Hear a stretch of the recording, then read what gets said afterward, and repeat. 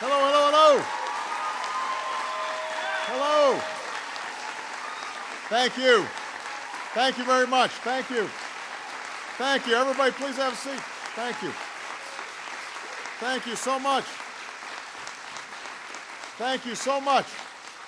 Well, it is wonderful to be back in Iowa, and thank you for arranging perfect weather these last couple of days. I have just been having a great time. I want to first of all make just a few acknowledgments. Richard Avenarius, who's the mayor of Piasta, please, where are you, Mr. Mayor? Is he? Well, he was here. Give him a round of applause anyway.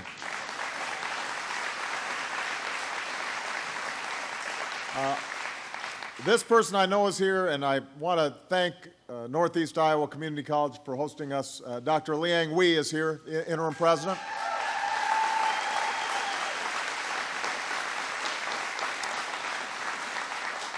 I've got a number of members of my cabinet who are here. All of them do outstanding work day in, day out, so I couldn't be prouder of them. First of all, this guy you should be a little familiar with because he used to be the governor of this great state, Secretary of Agriculture Tom Vilsack.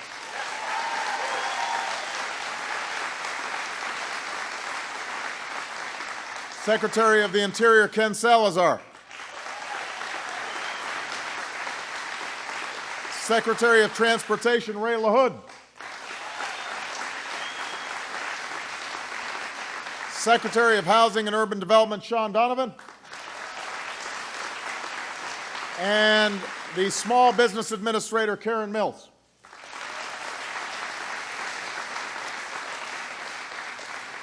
Well, this is an outstanding crowd, and I don't want to stand in the way of a lot of good work that's going to be done, so I'm going to just make some brief remarks at the top. We've got small business owners here. We have farmers. We have ranchers, public servants, clean energy entrepreneurs, and community organizations from all across rural America. And I'm here because I want to hear from you, and my cabinet wants to hear from you.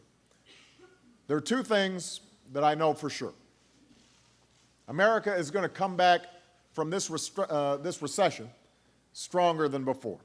That I'm convinced of. I believe that.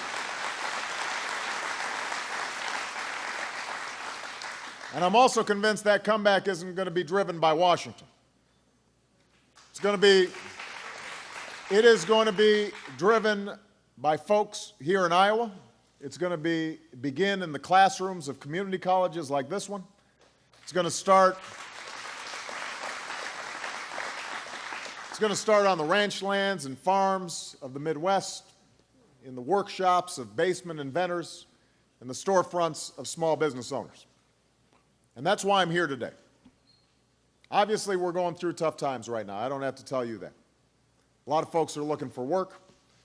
Even if you have a job or a small business or a farm, you're maybe getting by with fewer customers or making do with fewer shifts or less money in tips.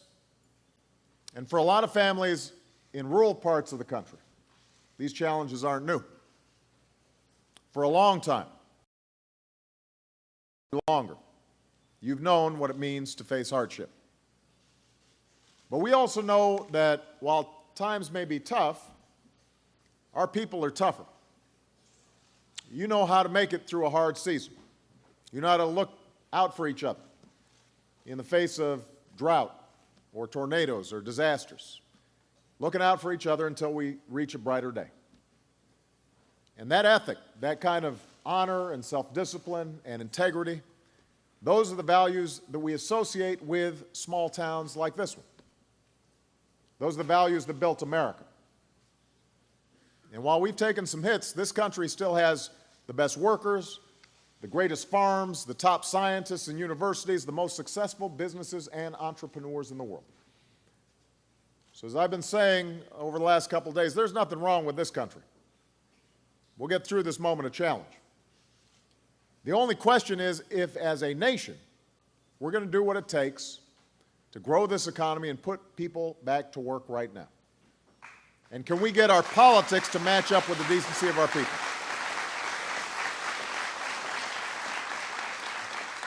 The question is, if we're going to harness the potential to create jobs and opportunities that exist here in Iowa and all across America.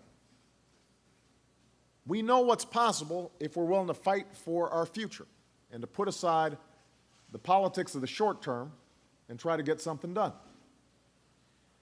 Already, this administration has helped nearly 10,000 rural businesses and 35,000 small and medium-sized farms and ranches to get the financing that they need. That's already happened. And that means a restaurant owner can bust down a wall and set up some more tables. It means a family farm can buy a new piece of equipment to get more product to market. And that puts people to work today. Now, just as the interstate highways knitted the country together 50 years ago, we've also got to do some new things to meet the challenges of the 21st century. We need to expand the reach of broadband, high-speed internet, to 7 million more people and hundreds of thousands of businesses in rural communities. And by taking that step, it's making it possible for folks to take classes and train for new jobs online. It's helping people sell goods, not just down the street, but across the country and around the world. We've invested in clean energy, like advanced biofuels, so that we're moving from an economy that runs on foreign oil to one that runs on homegrown American energy. That's a whole new industry that's taking root here in Iowa and across rural America. But the rural economy is still not as strong as it could be. And that's why I created a rural council to look for ways to promote jobs and opportunity right now. And this council has come up with a number of proposals. And we're not wasting time in taking up these proposals. We want to put them to work right now. So today I'm announcing that we're ramping up our efforts to get capital to small businesses in rural areas. We're doubling the commitment we've already made through key small business lending programs. We're going to make it easier for people in rural areas looking for work to find out about companies that are hiring. We're going to do more to speed the development of next-generation biofuels. And we're going to promote renewable energy and conservation. We're going to help smaller local hospitals in communities like this one to recruit doctors and the nurses that they need. And those are just some of the things that we're already announcing today. The reason we've brought you all together is because I'm looking forward to hearing from you about what else we can do to jumpstart the economy here in rural America. We want to leave no stone unturned when it comes to strengthening this economy. And we're going to be able to do a lot of stuff administratively. All the proposals we're making today didn't require new laws. It just means that we're doing things smarter. We're eliminating duplication. We're allocating resources to places that we know are really making a difference. But we could do even more if Congress is willing to get in the game. There are bipartisan ideas, common sense ideas, that have traditionally been supported by Democrats and Republicans that will put more money in your pockets, that will put our people to work, that will allow us to deal with the legacy of debt that hangs over our economy.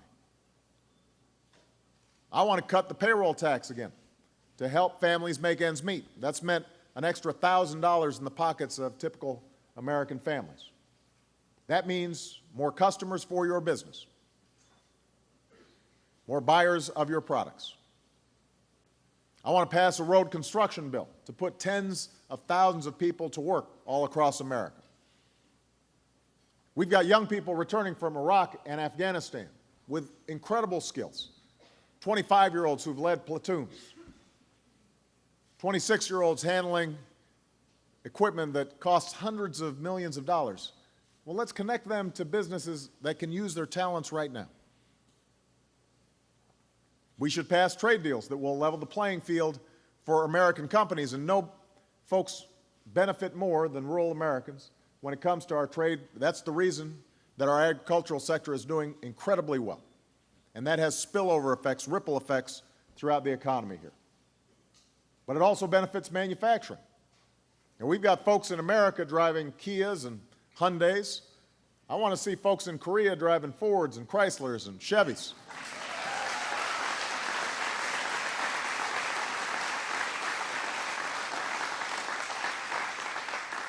I want to sell goods all over the world that are stamped with 3 words, Made in America.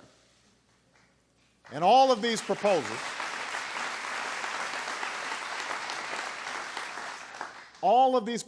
will make a difference for rural communities. The only thing that is holding us back is our politics. The only thing that's preventing us from passing the bills I just mentioned is the refusal of a faction in Congress to put country ahead of party. And that has to stop. Our economy cannot afford it. Our economy can't afford it.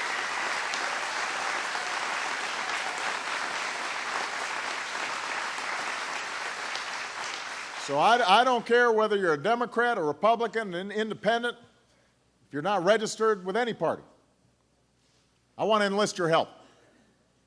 I need your help sending a message to Congress that it's time to put the politics aside and get something done. The folks here in Iowa do the right thing. Yeah, I've been traveling through these small towns and talking to folks, sitting down at diners, and you listen to people, they take such pride doing the right thing, taking care of their families, working hard, saving for the future, living within their means, giving back to their communities. You do your part. You meet your obligations. Well, it's time Washington acted as responsibly as you do every single day. It's past time.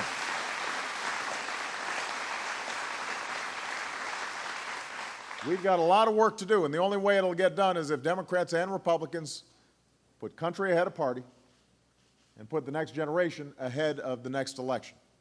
And that's what I'm fighting for. That's why I'm out here visiting communities like this one, and Decorah, and small towns in Minnesota and Illinois. I'm convinced, I've seen it. When we come together, there's no stopping this country. And there is no stopping it.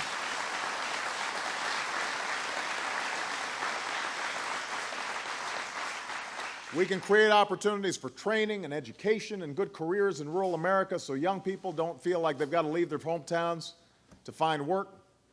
We can strengthen the middle class, restore that sense of economic security that's been missing for a lot of people for way too long.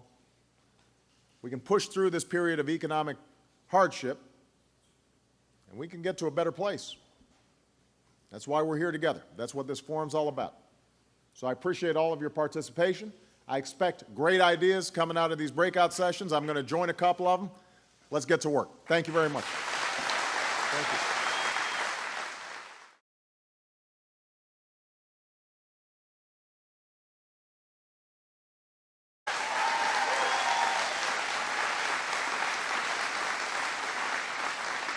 Secretary of the Interior Ken Salazar. Secretary of Transportation Ray LaHood.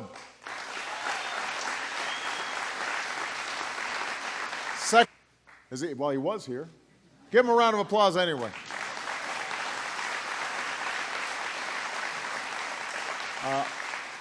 This person I know is here, and I want to thank Northeast Iowa Community College for hosting us. Dr. Liang Wei is here, interim president.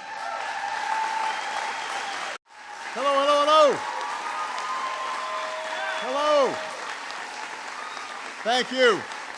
Thank you very much. Thank you. Thank you. Everybody, please have a seat. Thank you. Thank you so much. Thank you so much. Well,